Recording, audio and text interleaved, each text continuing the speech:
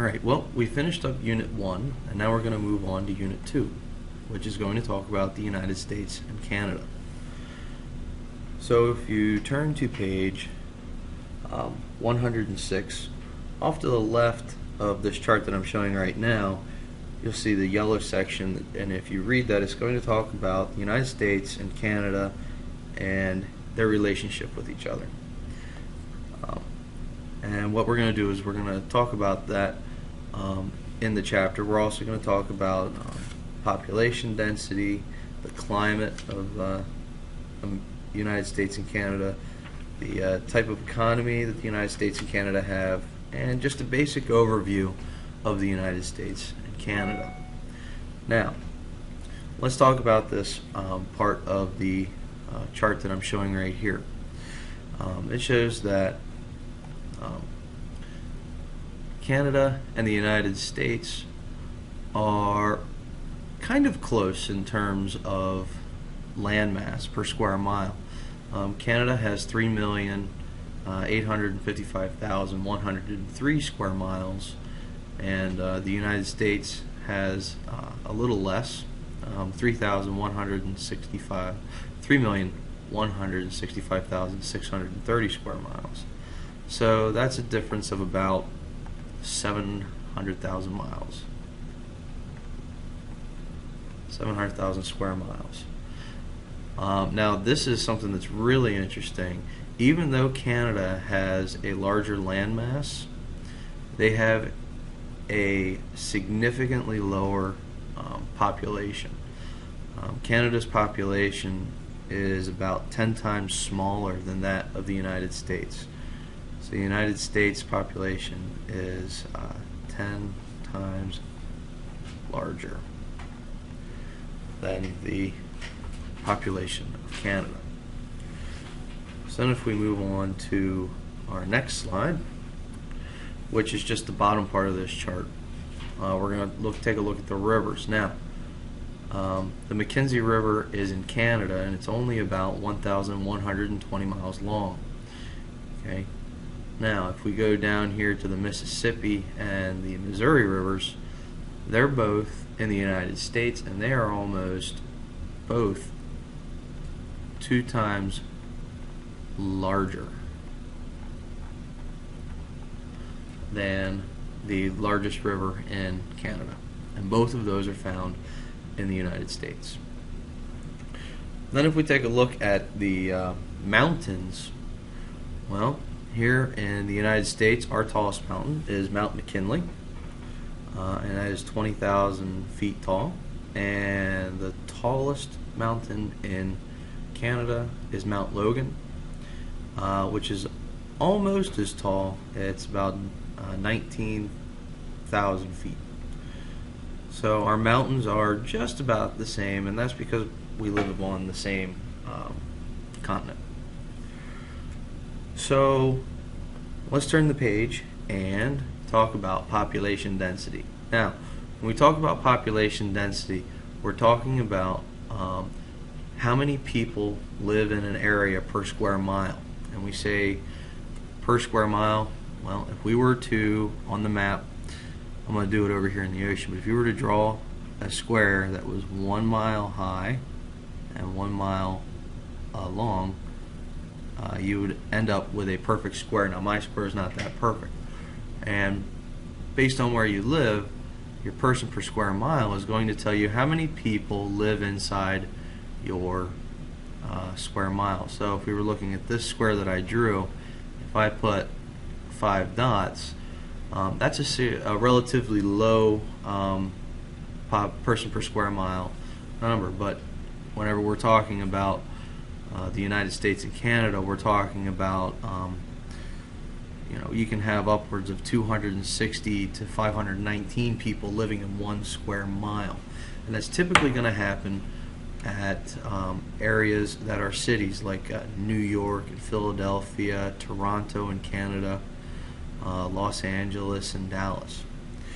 Now, this population map can show us more information than just a look at a person per square mile. When you combine this information with a knowledge of the history, culture, and geography, it can help you better understand the settlement and expansion of a country. Now let me explain that. When the Pilgrims landed, they inhabited Massachusetts, right there. If you take a note, if I erase my marking that I made, because it kind of covers up what I wanted to show you, you'll see that it is very purple. And if we look at our person per square mile, that means there's over 520 people per square mile in that area.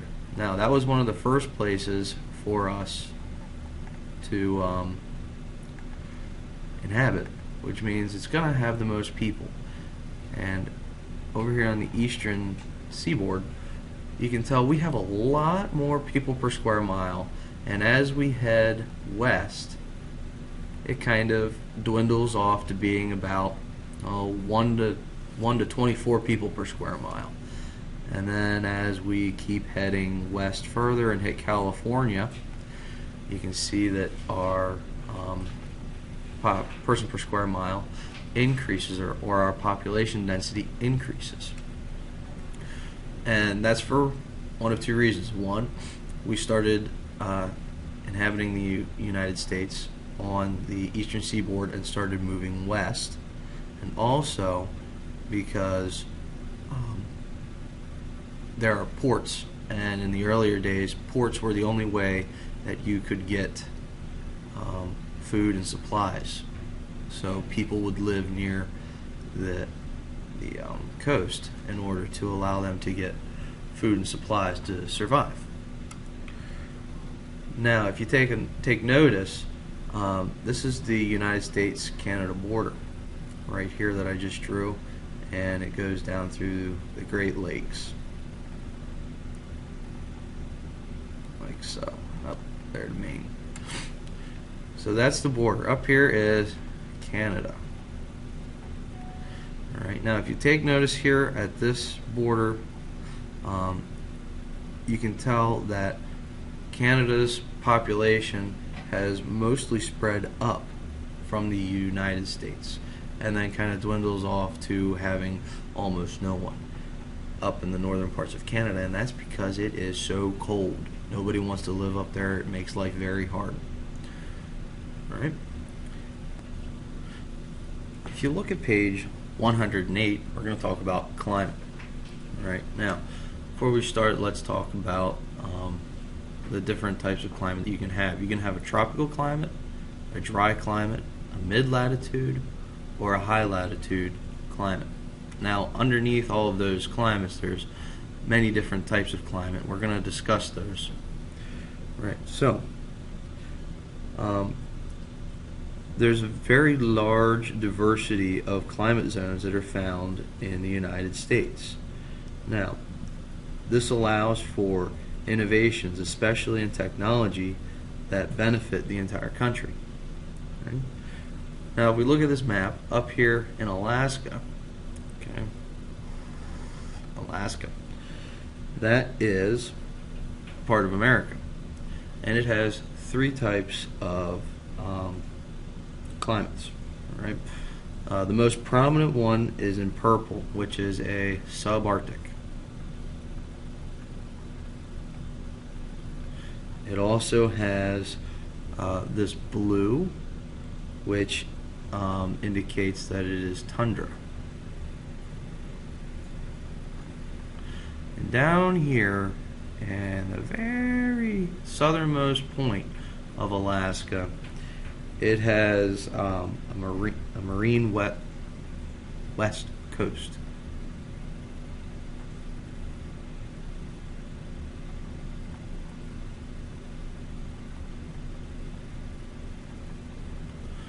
Coast. All right. So those are the three different types of climate that you would find in Alaska. Now that's a huge change in climate. It goes from extremely cold to moderately cold. All right. So let's take a look at the Great Lakes right in here. Now the Great Lakes are geographic borders of the United States and Canada. Their climates are, there's two that you can find. Now this purple one we already talked about, that is subarctic. And this blue we haven't talked about yet, and that is humid continental.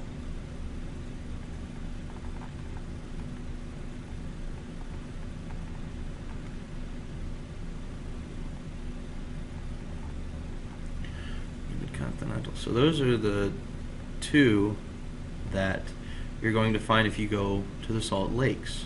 Now, you're only going to find the subarctic if you end up on the Canadian side of the Great Lakes. But we actually live in the humid continental area, right down about in here. Okay, we're on the very borders. That's where we live. X marks the spot for where we live. All right, now Florida, down in here, Florida and Hawaii, which isn't shown on this bigger map, so I put another picture in of Hawaii. They actually have similar climates, and that's because they're both about the same distance from the Tropic of Cancer, which is just about 10 degrees north of the equator, which means they're both going to have pretty warm climates. Right? Now let's talk a little bit more about subarctic climates, because we talked about it a lot in our lesson. Right? They're very unique. All right? They're only found in the northern hemisphere. All right? And the climate stretches from Newfoundland all the way across into parts of Asia and Europe. It has the widest temperature range. Up here, the subarctic can go from being negative 94 degrees Fahrenheit all the way to being 104 degrees Fahrenheit. So that's a huge temperature change for 1 year. It can be as cold as negative 94 or as hot as 104. Now the summers are typically short and cold, all right, and the winters are extremely cold, and they don't get too much precipitation or rain year round. All right. So then if you turn to the next page, we'll talk about economic activity. Alright, so let's talk about economic activity.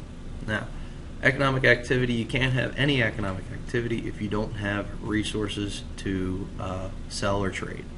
And in the United States and Canada, you're going to find coal, fish, gold, iron ore, natural gas, oil, silver, timber, some uranium, definitely other types of minerals, and there are major manufacturing centers that make things out of these resources that we have. So let's talk about it. Now, if you can see here in the center, where's my pointer at? There we go. Here in the center of the United States, mostly right in here, okay, we have a lot of oil. All right. Now, we have a lot of oil places to get the oil, but we still import a lot of our oil from other countries, which is kind of smart because oil is a limited resource, and once it's gone, we know we can never get it back. So the United States is kind of stockpiling their own oil, so whenever we do start to run short, we'll be able to have oil while also figuring out how to figure out other types of energy for our cars and machines to run off of. And this has kind of already started to happen, which is why you're seeing a push for electric cars and windmills to produce electricity for Americans. Now, um, let's take a look at what resources are located along the Arctic Ocean. Up here at the top of the page is the Arctic Ocean. So what resources are found on this coast in Alaska? Well, if you take a look here, you have a symbol that stands for oil and a symbol that stands for natural gas. So we have oil and natural gas that is found along the coast of the Arctic Ocean in Alaska. Now, most of America's timber comes from the west coast. Timber is found here in Washington and here in California. Now that's where most of our timber comes from, and that provides us with paper, people that burn wood, and supplies to build homes with. Now, one of the major things that the United States uses as energy right now is coal. And one of the main areas to get that is here in the Appalachian Mountains. And Pennsylvania used to be a huge contributor to the coal economy. And we still are a big contributor, but just not as big as we used to. Right? Now, if you take a look, you can see a lot of fish out here in the ocean, and that is a resource that the United States and Canada have to share. All right. Now, we have to share them out here in the Atlantic Ocean. We share the fishing grounds out here in the Pacific Ocean. And why I say share is because, well, fish can swim north or south, and Canadian fishermen and American fishermen, once you go, I think it's 10 miles out to sea, you're in international waters. It means you can fish anywhere. Nobody owns that water. So, although they're competing with each other, both countries also want to prevent overfishing or taking too many fish out of the ocean so that they wouldn't be able to make more fish. That would damage the ocean's ecosystem and hurt both the United States and Canada's economy. Both of these, because the United States and Canada has this common goal, they've worked really hard to make many agreements on fishing in the Atlantic and the Pacific Oceans. Now, one agreement that I'll point out is the Hague-Whiting Agreement, which was ratified in 2005, or means it was just updated and a couple parts were changed, which says that it set an actual limit on how many of this Pacific hake that fishermen were allowed to take in one season. So there's lots of good things that come out of our economic activity, and the United States and Canada share a lot of that responsibility, figuring out how they're going to use their resources and sell them to other countries. So if you turn the page to page 110 and 111, we will discuss kind of just a basic overview of the United States and Canada relating to their geography, history, culture, government, and economics.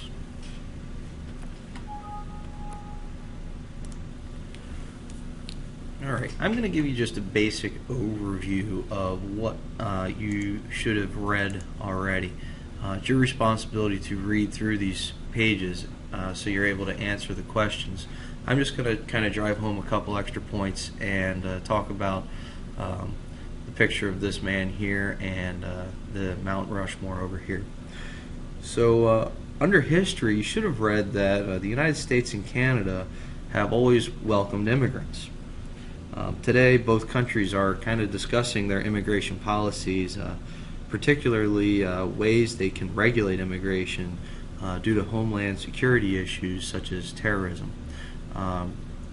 If you know, every September 11th, we remember those people who were lost in the attacks on the World Trade Centers, and the United States government kind of feels like if it can control a little bit more who's immigrating here and know who's coming to America, they'll be able to better protect us.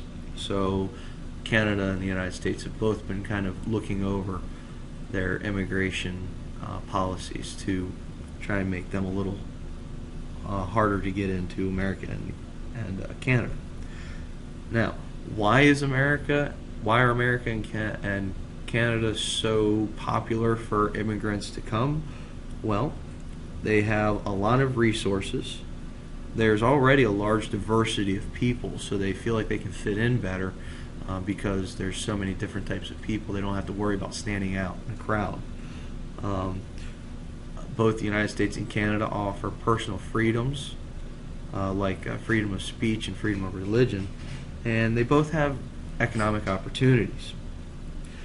Now, the United States and Canada have market economies, all right, and that means that they use the supply and demand model to use or send out their resources. And the United States uses a representative democracy where we elect people to office and they kind of figure out the laws and enforce the laws based on that. And then Canada, they use what is called a federal republics. They have a bunch of federal republics that kind of govern themselves. And how this is broken down in the United States, we have a couple different areas, all right? So you have the federal government, then you have state level, then you have the local level of government. And each of those can have their own individual laws, but each one has to follow the overall laws of the country. Now in Canada, they have smaller provinces. Instead of states, they have provinces.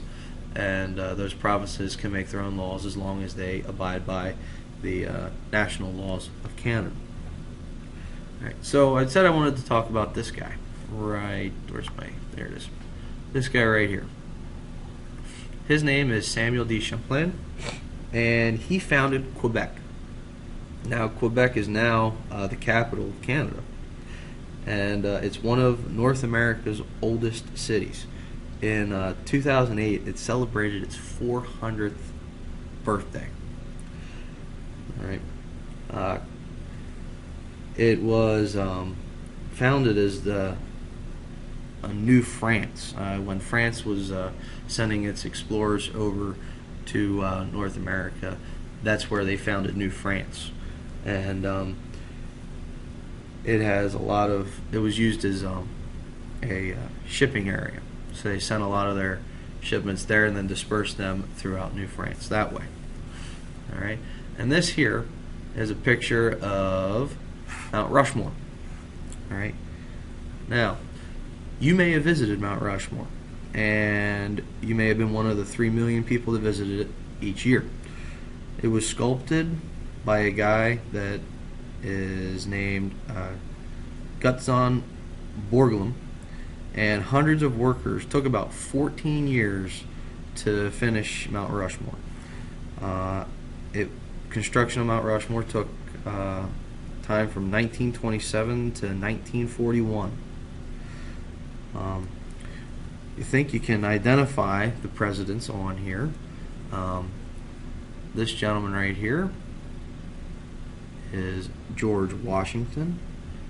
This guy is Thomas Jefferson. Here is Theodore Roosevelt, and right here is Abraham Lincoln. Now they're considered to be very important presidents in the United States history, and there's room for supposedly one more face on Mount Rushmore. So you'll have to keep an eye open and see if anyone pops up in our lifetime who is a president who is worthy of Mount Rushmore. So this was a basic overview of Unit 5. We're going to get more in depth and talk about this stuff more. So come back tomorrow so you can get your first assignment for Chapter 5.